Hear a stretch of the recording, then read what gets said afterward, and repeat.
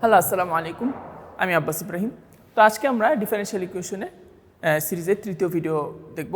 তো আজকের ভিডিও হলো মূলত verification of solution and slope field নিয়ে। তো আমরা প্রথমে ভেরিফিকেশন অফ সলিউশন নিয়ে আলোচনা করব। তো ভেরিফিকেশন অফ সলিউশন খুবই ইজি একটা জিনিস।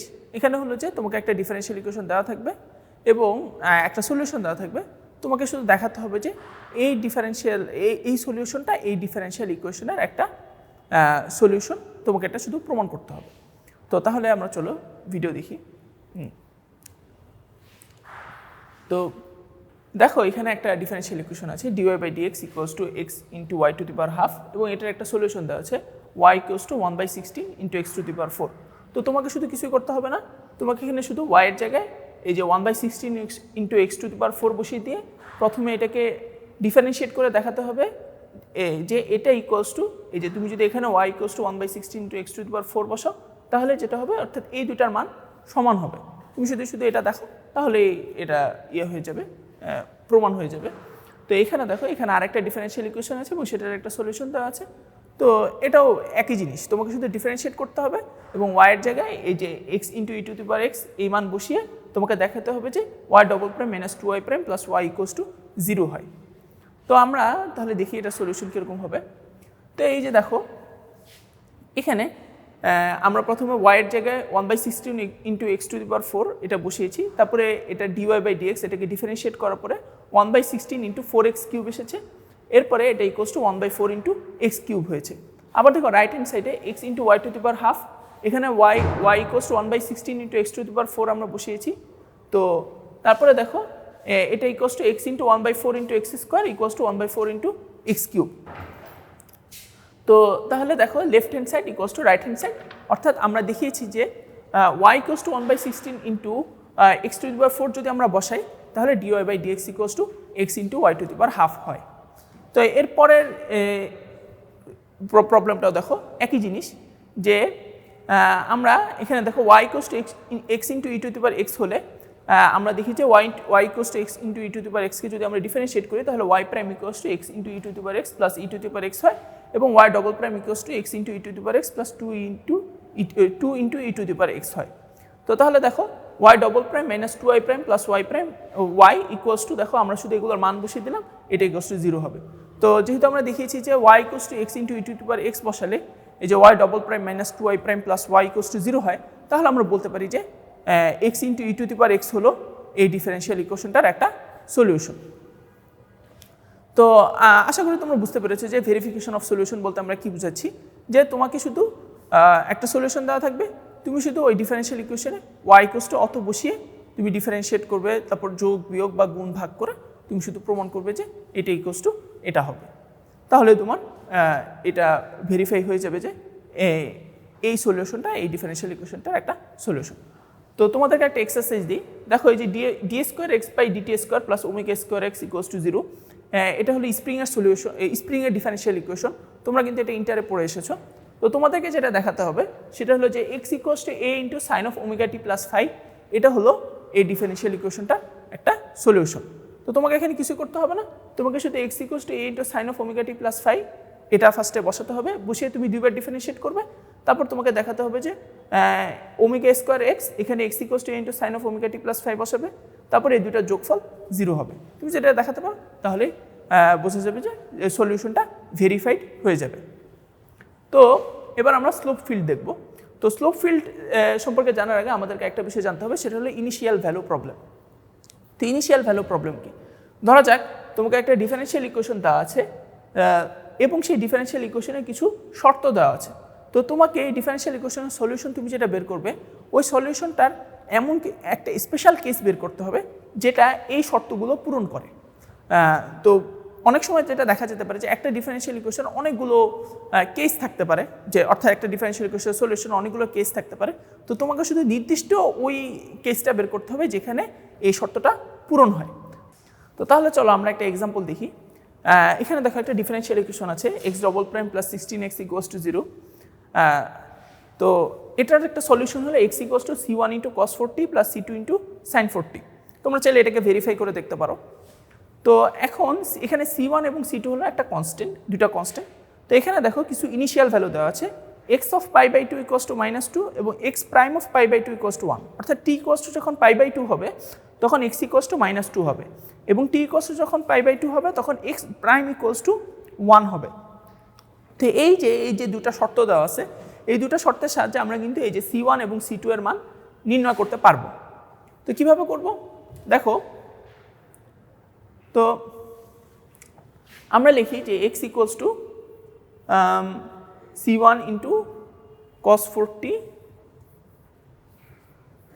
Plus C2 into sin 4t। তো আমরা এখানে t equals to pi by two বসাই, t equals to pi by two বসালে x ইকুয়ালস টু হবে হলো cos 4t, t equals to pi by two হলো cos 2 পাই। তো আমরা জানি যে cos 2 পাই ইকুয়ালস টু 1 আর sin 4t equals to sin 2 পাই হবে এবং sin 2 পাই ইকুয়ালস টু 0। তাহলে আমরা লিখতে পারি যে t equals to pi by two হলে যেহেতু x ইকুয়ালস টু -2 হবে, তাহলে আমরা লিখতে পারি যে -2 ইকুয়ালস টু C1 ইন্টু 1 বা C1 ইকুয়ালস টু -2। আর যেহেতু sin 2 পাই ইকুয়ালস টু 0 হবে, তাহলে C2 এখানে থাকবে না। তাহলে এবার দেখো, এবার আমরা যদি x প্রাইম লিখি তাহলে x প্রাইম ইকুয়ালস টু আমরা যদি cos 4t C1 into cos 4t কে যদি আমরা ডিফারেন্সিয়েট করি তাহলে এটা হবে হলো গিয়ে -4 into C1 into cos sin 4t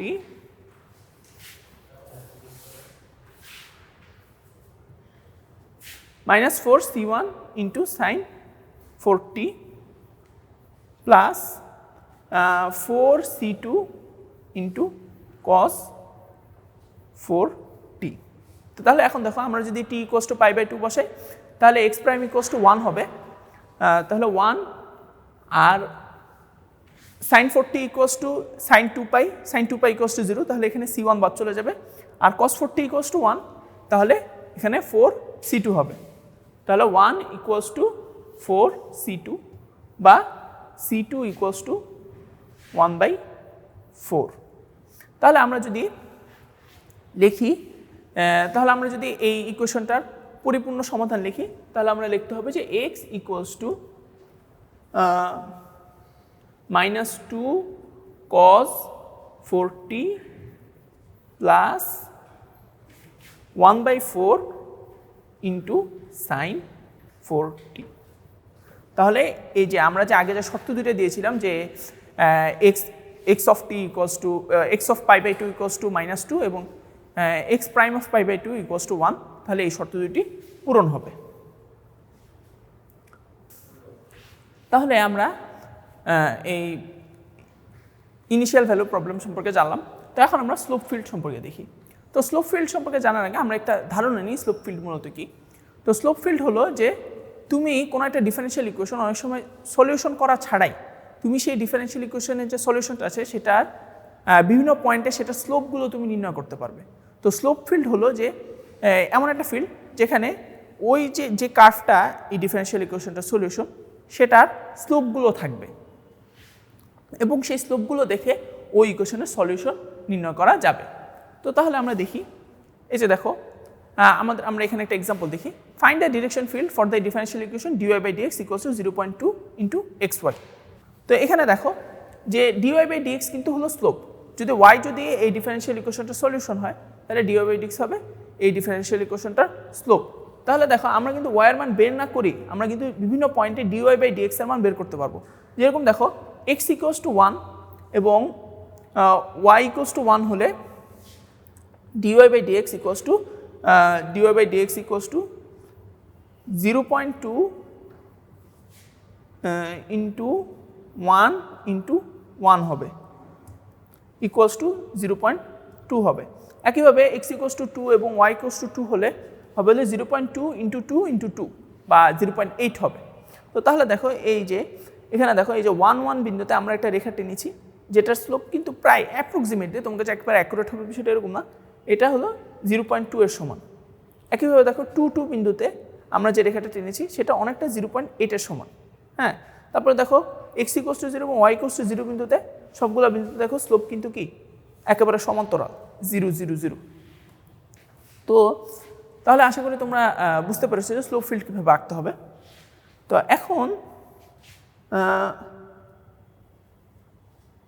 এখন তাহলে দেখো এবার ধরা যাক তোমরা স্লোপ ফিল্ড আঁকলে। তো স্লোপ ফিল্ড আঁকার পরে এখানে স্লোপ ফিল্ড আঁকার যে সুবিধা সেটা হলো গিয়ে যে তুমি যদি একটা ইনিশিয়াল ভ্যালু জানো, হ্যাঁ, তাহলে কিন্তু তুমি সলিউশন কার্ভটা বের করে ফেলতে পারবে। যেরকম তোমাকে যদি বলা হয় যে এই কার্ভটা x0 x=0 এবং y=0 বিন্দু দিয়ে গিয়েছে, তাহলে তুমি এই যে ধরে নিতে পারো যে এই বিন্দুতে এই কার্ভটা গিয়েছে, তাহলে তুমি এই যে দেখো এইটার স্লোপ বরাবর তুমি এটার একটা সলিউশন আঁকলে,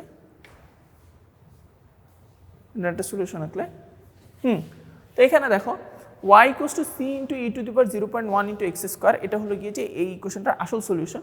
এবং আসল সলিউশনের কার্ভটা দেখো, এই যে আমরা যদি দেখি যে 1,0 বিন্দু দিয়ে যেটা গিয়েছে, অর্থাৎ 0,1 বিন্দু দিয়ে যদি কোনো সলিউশন যায়, তাহলে দেখো সেটার কার্ভটা কিন্তু প্রায় এটার মতোই। বুঝতে পারছো? তো এখানে মূল বিষয়টা সেটা হলো গিয়ে যে তুমি যদি একটা ইনিশিয়াল ভ্যালু জানো এবং সেটার স্লোপ ফিল্ড আঁকতে পারো, তাহলে কিন্তু তুমি এই স্লোপ ফিল্ড থেকেই এটার যে ইয়াটা আছে, কার্ভটা আছে, সেটা তুমি নির্ণয় করতে পারবে। তো আমরা আরেকটা উদাহরণের মাধ্যমে এই বিষয়টা দেখি।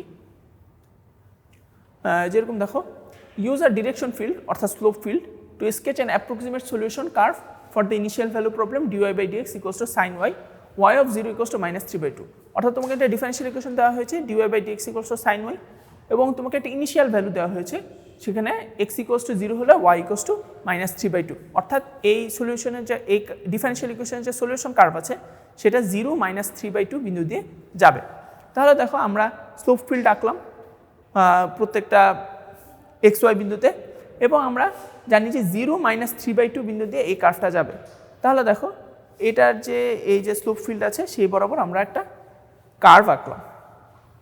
তো আশা করি তোমরা এই কার্ভটা দেখে বুঝতে পারছো যে এটা শুধুমাত্র কিন্তু আমরা কিন্তু সলিউশন করা ছাড়াই শুধুমাত্র স্লোপ ফিল্ড এবং একটা ইনিশিয়াল ভ্যালু জানার মাধ্যমে আমরা কিন্তু এই কার্ভটা এঁকেছি। তো আশা করি তোমরা ভেরিফিকেশন অফ সলিউশন এবং স্লোপ ফিল্ড এই দুইটা বিষয় সম্পর্কে ভালো ধারণা পেয়েছো। যদি তোমাদের কোনো প্রশ্ন থাকে তাহলে অবশ্যই কমেন্ট বক্সে জানাবে। আমরা মেইনলি এই স্লাইডটা তৈরি করেছি ডেনিস জিল এর ডিফারেনশিয়াল ইকুয়েশন বই থেকে। তো তোমাদের প্রতি আমার পরামর্শ থাকবে যে তোমরা এটার কনসেপ্ট বোঝার পরে এই বইয়ের যে অনুশীলনীতে যে প্রবলেমগুলো আছে সেগুলো যথাসম্ভব প্র্যাকটিস করবে। যত বেশি প্র্যাকটিস করবে তোমরা এই বিষয়গুলো তত ভালোভাবে বুঝতে পারবে এবং পরীক্ষায় তত ভালো মার্ক তুলতে পারবে। তাহলে আজকের ভিডিও এই পর্যন্তই। ইনশাআল্লাহ আগামী ভিডিওতে আবার দেখা হবে। সে পর্যন্ত আল্লাহ পাক আমাদের সবাইকে ভালো রাখুক, সুস্থ রাখুক। আসসালামু আলাইকুম।